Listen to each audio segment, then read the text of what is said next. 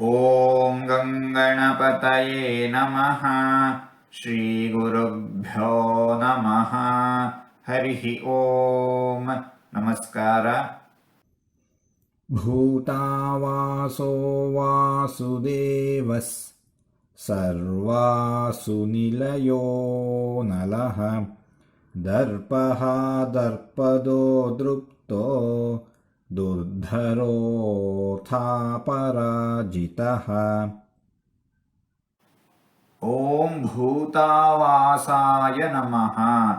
ಎಲ್ಲ ಜೀವಿಗಳ ಒಳಗೆ ಆವಾಸ ಮಾಡುವವನು, ವಾಸ ಮಾಡುವವನು, ನೆಲೆಸಿರುವವನು ಭಗವಂತ. ಹೀಗಾಗಿ ಭಗವಂತ ಭೂತಾವಾಸಃ. ಓಂ ವಾಸುದೇವಾಯ ನಮಃ. ತನ್ನನ್ನು ತಾನು ಮುಚ್ಚಿಕೊಂಡವನು ಭಗವಂತ. ಶುದ್ಧ ಸತ್ವ ಸ್ವಭಾವಕ್ಕೆ ಗೋಚರನಾಗುವವನು ಭಗವಂತ. ಮುಕ್ತಿಯಲ್ಲಿ ಕಣ್ಣಿಗೆ ಗೋಚರಿಸುವವನು ಭಗವಂತ. ಹೀಗಾಗಿ ಭಗವಂತ ವಾಸುದೇವಃ. ಓಂ ಸರ್ವಾಸು ನಿಲಯಾಯ ನಮಃ. ಪ್ರತಿಯೊಂದು ಜೀವಿಯೊಳಗೆ ನೆಲೆಸಿರುವವನು ಭಗವಂತ. ಪ್ರತಿಯೊಂದು ಇಂದ್ರಿಯದಲ್ಲಿ ನೆಲೆಸಿರುವವನು ಭಗವಂತ. ಎಲ್ಲ ಹಸುಗಳು, ಪ್ರಾಣಗಳು ಜೀವರೂಪವಾದ ಭಗವಂತನ ಆಶ್ರಯದಲ್ಲಿ ಇರುತ್ತವೆ. ಹೀಗೆ ಸಕಲ ಜೀವಿಗಳಿಗೆ ಆಸರೆಯಾಗಿರುವವನು ಭಗವಂತ. ಹೀಗಾಗಿ ಭಗವಂತ ಸರ್ವಾಸು ನಿಲಯಃ. ಓಂ ಅನಲಾಯ ನಮಃ. ಆಲಂ ಸಾಕಾಯಿತು, ಮುಗಿಯಿತು ಎಂಬುದು ಭಗವಂತನಿಗೆ ಇಲ್ಲ. ಅನಂತವಾದ ಶಕ್ತಿ, ಅನಂತವಾದ ಸಂಪತ್ತು ಇತ್ಯಾದಿ ಅನಂತ ಕಲ್ಯಾಣ ಗುಣಗಳಿಂದ ಪರಿಪೂರ್ಣನಾಗಿದ್ದಾನೆ ಭಗವಂತ.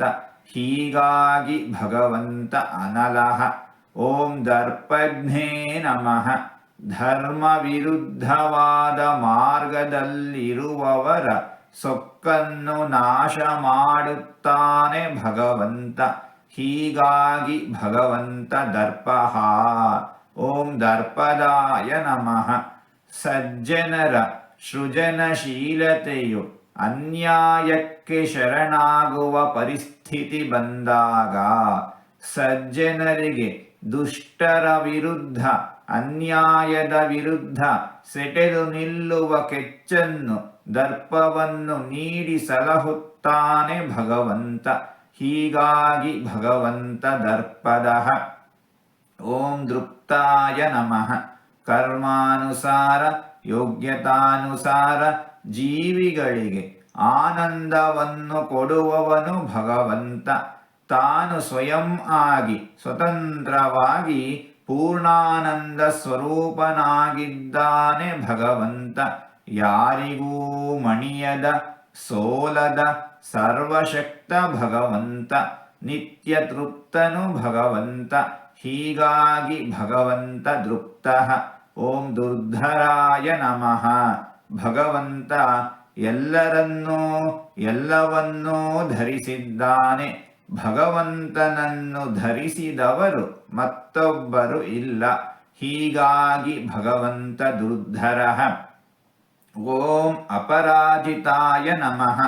ಸರ್ವಶಕ್ತನಾದ, ಎಲ್ಲವನ್ನೂ ಎಲ್ಲರನ್ನೂ ತನ್ನ ವಶದಲ್ಲಿ ಇಟ್ಟುಕೊಂಡಿರುವ ಭಗವಂತನನ್ನು ಗೆಲ್ಲಲು ಯಾರಿಂದಲೂ ಸಾಧ್ಯವಿಲ್ಲ.